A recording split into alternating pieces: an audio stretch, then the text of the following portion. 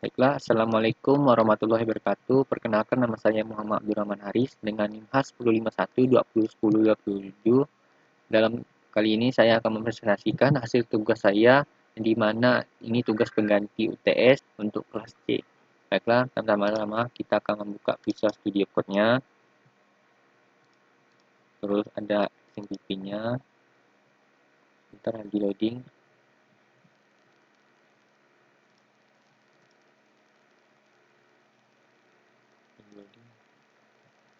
Sekarang kita aktifkan Apache dan MySQL. Pertama-tama,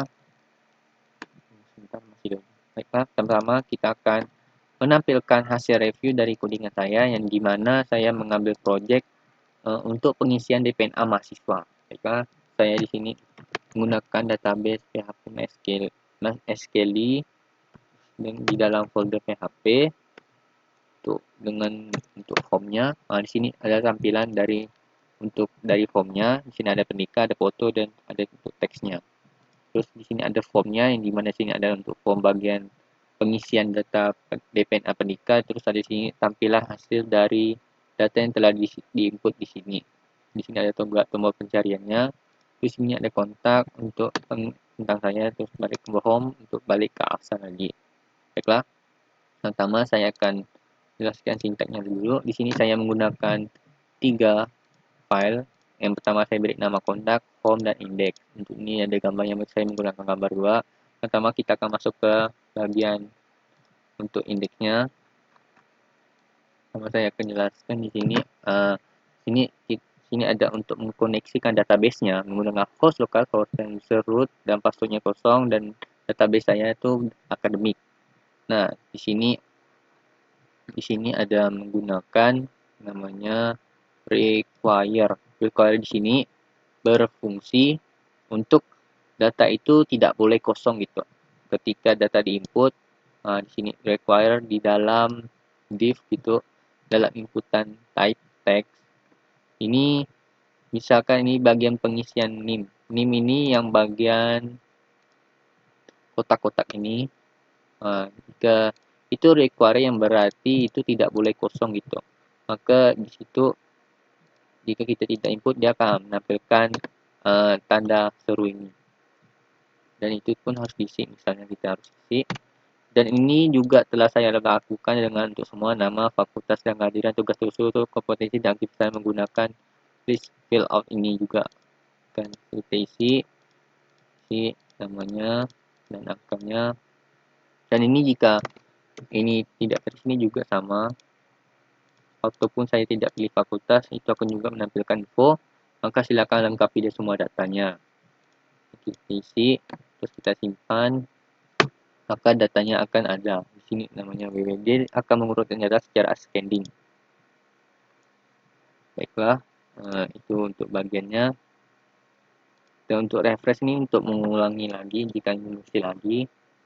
Untuk button tombol hapus di sini ada ini ada saya menggunakan di sini bagian ini dia akan mengurus href, kita pilih op, delete, dan id. Jika dia on click menggunakan javascript itu kita on click dia akan menampilkan ini apakah data ingin dihapus. Itu saya pakai menggunakan return confirm. Jika dia oke maka dia akan menghapus, jika cancel maka dia tidak. Terus untuk ini juga ada untuk function bagian pencarian. Nah, ini pencarian ini bisa digunakan untuk mencari berdasarkan NIM, nama, ataupun fakultas. Jika saya pilih salah satu, saya pilih hal, maka dia akan menampilkan dari NIM ataupun dari nama maupun dari fakultasnya. Ini ada namanya Haris, misalnya saya lebih spesifik lagi nama saya, maka dia akan menampilkan data dari ini. Ini dia menggunakan kondisi if, dia cari, kemudian pencarian, cari lagi dengan query select dari mahasiswa dengan ketika dia itu sama kayak NIM-nya ataupun namanya ataupun fakultasnya, maka dia akan tampil gitu dengan diorder secara NIM secara ascending. Jika tidak, else, maka query select informasikan dengan NIM lagi dengan secara ascending. Terus ini untuk lanjutannya MySQL fetch array untuk menampilkan data yang akan diurut gitu berdasarkan ID, NIM, nama, fakultas. Nah, itu untuk bagian tuh pencariannya. Ini juga untuk button hapus. Nah, ini kita masuk ke bagian inputannya.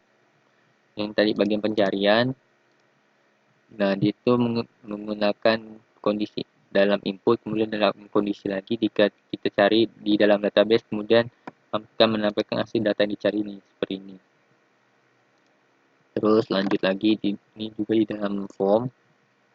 Terus lanjut ke bagian kondisi. Ini untuk pemberitahuannya kayak tadi jika di kosong tak sebentar.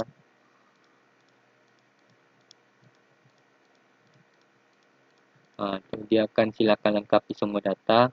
Itu tuh alertnya. Jika alertnya tuh untuk error dan echo sukses, maka saya jadikan satu gitu. Jadi itu dia misal dia error, akan menampilkan merah. Bukan berarti merah sih, maksudnya itu lebih kayak untuk biar nyaman untuk manggilnya gitu. Langsung dipanggil. Terus untuk ininya saya menggunakan CSS inline, di mana ini kita dapat di dalam PHP-nya sendiri, menggunakan bootstrap juga saya. Ini di sini ada function untuk bagian tombol hapus. Tombol hapus dia akan menghapus kayak tadi, dia akan menampilkan ini juga. Jika oke, maka dia akan terhapus.